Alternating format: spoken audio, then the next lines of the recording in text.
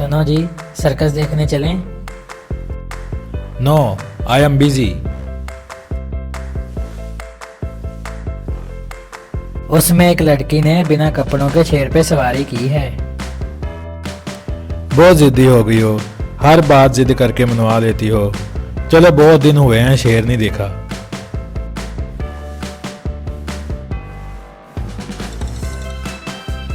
उसके आगे की कहानी। हस्बैंड एंड वाइफ फिर सर्कस देखने गए। हस्बैंड ने सबसे आगे वाली सीट की टिकट भी ले ली। शेर वाला शो आया और चला गया, पर बिना कपड़ों की लड़की नहीं आई। सर्कस शो खत्म हो गया। तुमने तो कहा था कि एक लड़की बिना कपड़ों के आएगी। बिना कपड़ों के शेर कहा था, लड़की नहीं।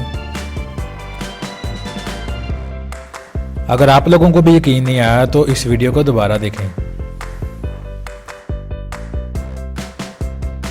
सुनो जी, सर्कस देखने चलें? No, I am busy. उसमें एक लड़की ने बिना कपड़ों के शेर पे सवारी की है। बहुत जिद्दी हो गई हो, हर बात जिद करके मनवा लेती हो। चलो बहुत दिन हुए हैं शेर नहीं देखा।